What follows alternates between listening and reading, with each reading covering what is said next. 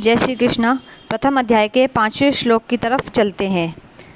धृष्टकेतुः चेतिकानः काशीराजः च वीर्यवान् पुरुजितः कुन्तीभोज च शैव्य च नरपुंग। देखिए हिंदी अर्थ इसका। इनके साथ ही धृष्टकेतु,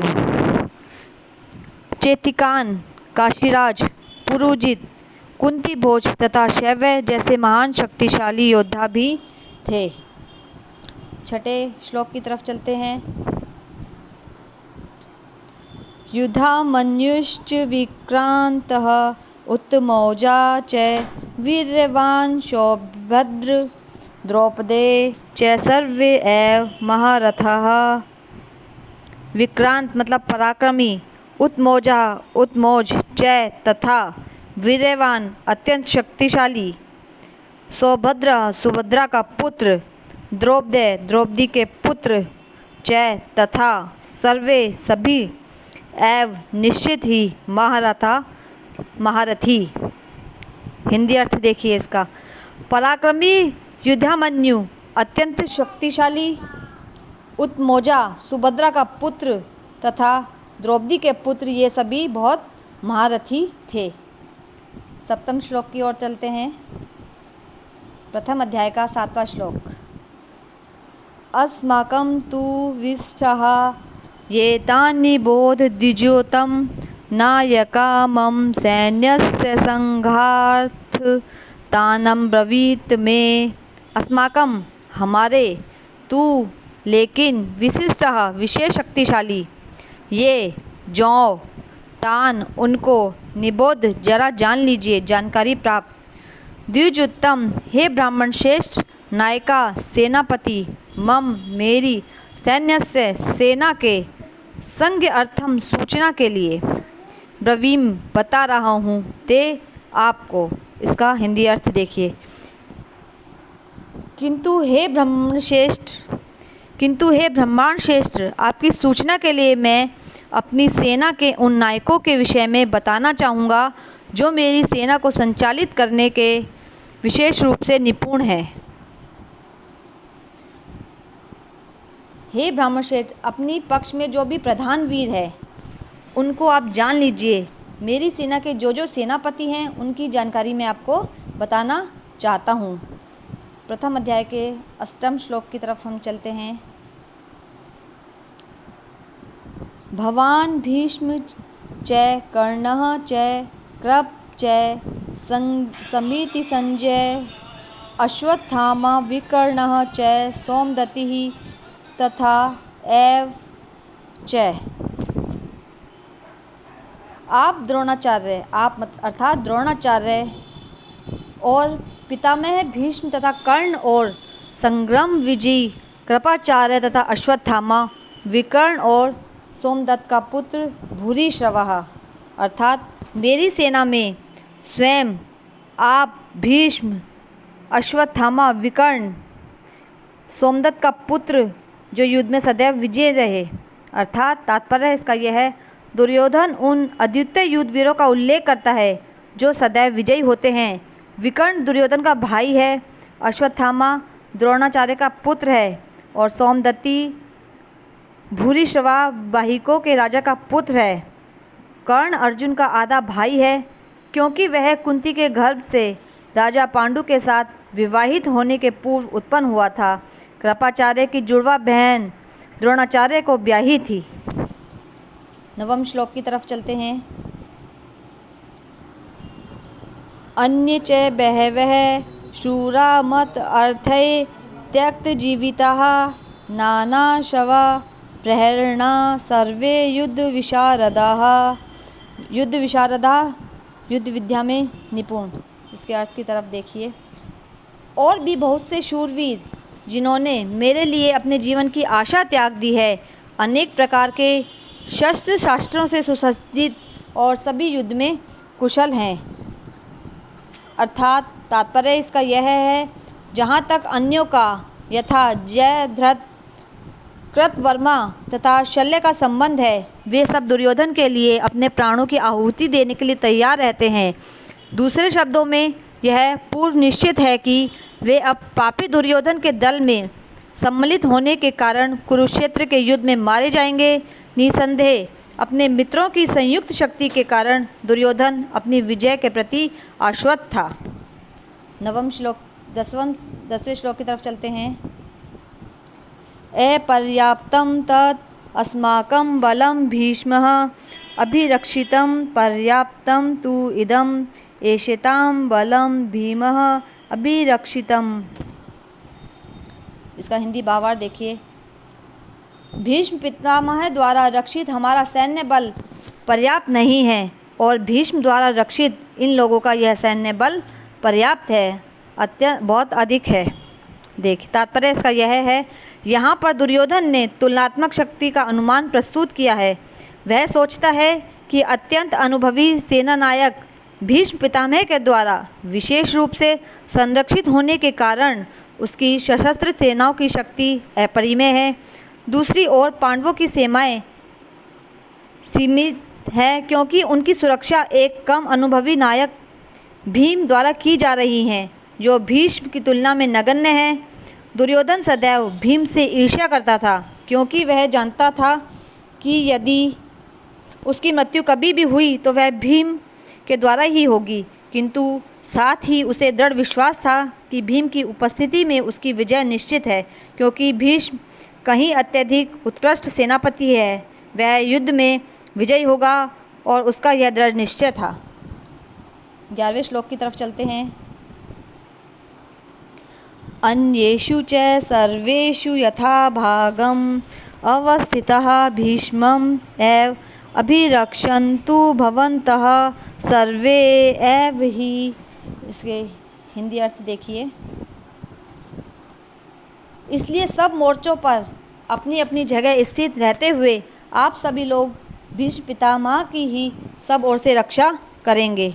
अर्थात भीष्म पितामह के शौर्य की प्रशंसा करने के बाद दुर्योधन ने सोचा कि कहीं अन्य योद्धा यह न समझ लें कि उन्हें कम महत्व दिया जा रहा है। अतः दुर्योधन ने अपने सहज कूटनीतिक ढंग से स्थिति संभालने के उद्देश्य से उपयुक्त शब्द कहे। उसने बलपूर्वक कहा कि भीष्मदेव निसंदेह महानतम योद्धा है, किंतु अब वे वृद्ध हो चुके हैं। अतः प्रत्येक सैनिकों को चाहिए कि चारों ओर से उनकी सुरक्षा का विशेष ध्यान रखें। हो सकता है कि वे किसी एक दिशा में युद्ध करने में लग जाएं और शत्रु इस व्यवस्था का लाभ उठा सके। अतः यह आवश्यक है कि अन्य योद्धा मोर्चा पर अपनी अपनी स्थिति पर अडिग रहें और शत्रु को व्यूह से न तोड़ने दें। दुर्योधन को पूर्ण विश्वास था कि कौरवों की विजय भीष्मदेव की उपस्थिति पर निर्भर है। उसे युद्ध में भीष्मदेव तथा द्रोणाचार्य के पूर्ण सहयोग की आशा थी, क्योंकि वह अच्छी तरह जानता था कि इन दोनों ने उस समय एक ही भी शब्द नहीं कहा था जब अर्जुन की पत्नी द्रौपदी को असहाय अवस्था में भरी सेना में नग्न किया जा रहा था, और जब उन्होंने उनसे न्याय की भीख मांगी थी, यह जानते हुए भी कि इन दोनों सेनापतियों के मन में पांडवों के लिए स्नेह था। दुर्योधन को आशा थी कि वे इस स्नेह को उसी तरह त्याग देंगे जिस तरह उन्होंने ध्रुव क्रीड़ा के अवसर पर किया था। 12वें श्लोक की तरफ चलते हैं। ये देखिए प्रथम अध्याय का 12वां श्लोक। तस्य संजयनेन हर्षं कुरु वृद्धः पितामह सिंहनादं विंदे उच्च शंखं द्वंद्वे प्रतापवानः। इसका हिंदी भावार्थ देखिए। उस दुर्योधन के हृदय में हर्ष उत्पन्न करते हुए कौरवों में श्रेष्ठ प्रतापी पितामह भीष्म ने उच्च स्वर से सिंहनाद करते हुए शंख बजाया। इसका तात्पर्य मैं अपने शब्दों में व्यक्त करती हूँ। कुरु वंश के वयोवृद्ध पितामह अपने पौत्र दुर्योधन का मनोभाव जान गए और उसके प्रति अपनी स्वाभाविक दयावश उन्होंने उसे उत्पन्न करने के लिए अत्यंत उच्च स्वर से अपना शंख बजाया, जो उनकी सिंह के समान स्थिति के अनुरूप था। अप्रत्यक्ष रूप से शंख के द्वारा प्रतीकात्मक ढंग से उन्होंने अपने हताश पौत्र दुर्योधन को बता दिया कि उन्हें युद्ध में विजय की आशा नहीं है, क्योंकि दूसरे पक्ष में साक्षात भगवान श्री कृष्ण हैं। फिर भी युद्ध का मार्गदर्शन करना उनका कर्तव्य था। और इस संबंध में वे कोई कसर नहीं रखना चाहते थे। 13वें श्लोक की तरफ चलते हैं। ततः शंखा च भैर्य च पाणौ आनक गोमुखः सहसा एव अभ्यन्तः स शब्दः तुमुलः अभवतम्। हिंदी अर्थ देखिए इसका। तब शंख और नगाड़े, ढोल, मृदंग और नरसिंगे आदि बाजे एक साथ ही बज उठे। उनका वह शब्द बड़ा भयंकर हुआ।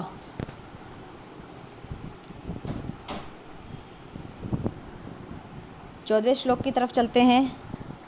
ततः श्वेते हये युक्ते महति सैनंदने स्थितौ माधवः पांडवः च एव दिव्य शंखौ प्रद्युद्यत। हिंदी भावार्थ देखिए इसका। इसके पश्चात सफ़ेद घोड़ों वाले उत्तम रथ में बैठे हुए भगवान श्री कृष्ण अर्जुन ने भी अलौकिक शंख बजाए। इसका तात्पर्य भीष्मदेव द्वारा बजाए गए शंख की तुलना में कृष्ण तथा अर्जुन के शंखों को दिव्य कहा गया है।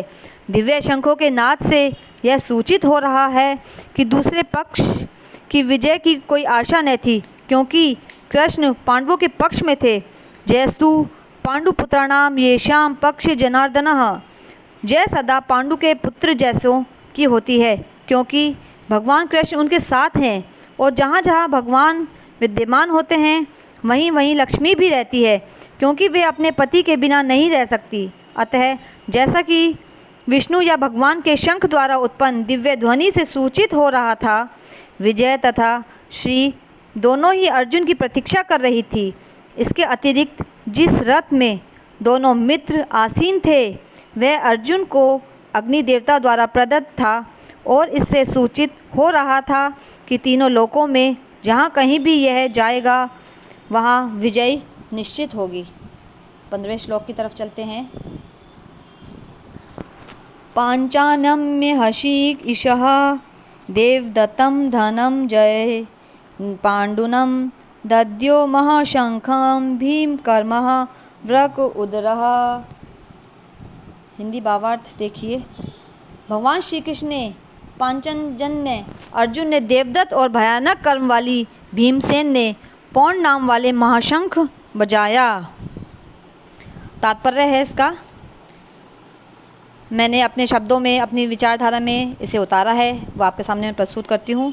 इसी श्लोक में भगवान कृष्ण को ऋषिकेश कहा गया है, क्योंकि वे ही समस्त इंद्रियों के स्वामी हैं। सारे जीव उनके भिन्नांश हैं, अतः जीवों की इंद्रियां भी उनकी इंद्रियों के अंश हैं। चूँकि निर्विषेदवादी जीवों की इंद्रियों का कारण बताने में असमर्थ हैं, इसलिए वे जीवों को इंद्रिय रहित या निर्विषेद कहने के लिए उत्सुक रहते हैं। भगवान समस्त जीवों के हृदयों में स्थित होकर उनकी इंद्रियों का निर्देशन करते हैं, किंतु वे इस तरह निर्देशन करते हैं कि जीव उनकी शरण ग्रहण कर ले, और विशुद्ध भक्त की इंद्रियों का तो वे प्रत्यक्ष रूप से निर्देशन करते हैं। यहाँ कुरुक्षेत्र की युद्ध भूमि में भगवान कृष्ण अर्जुन की दिव्य इंद्रियों का निर्देशन करते हैं, इसलिए उन्हें ऋषिकेश कहा गया है। भगवान के विविध कार्यों के अनुसार उनके भिन्न नाम हैं। उदाहरणार्थ इनका एक नाम मधुसूदन भी है, क्योंकि उन्होंने मधु नाम के असुर को मारा था। वे गोवों तथा इंद्रियों को आनंद देने के कारण गोविंद कहलाते हैं।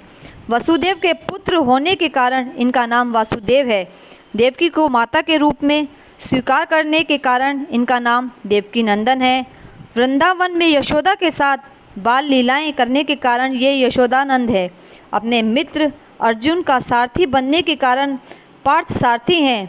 इसी प्रकार उनका एक नाम ऋषिकेश भी है, क्योंकि उन्होंने कुरुक्षेत्र के युद्ध स्थल में अर्जुन को निर्देश दिया था।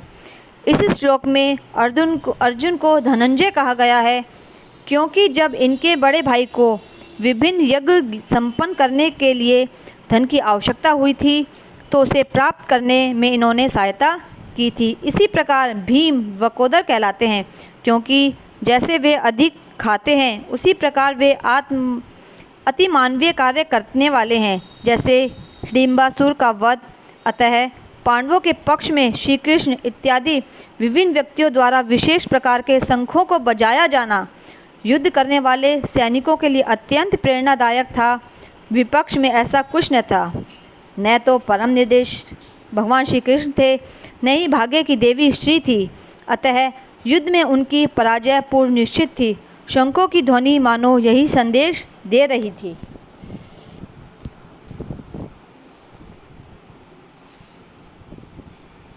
अब हम अगली वीडियो में आगे के श्लोकों पर चर्चा करेंगे। अगर आपको पसंद आए लाइक सब्सक्राइब, और कुछ और आप चाहते हो पूछना तो आप कमेंट करके बता सकते हैं।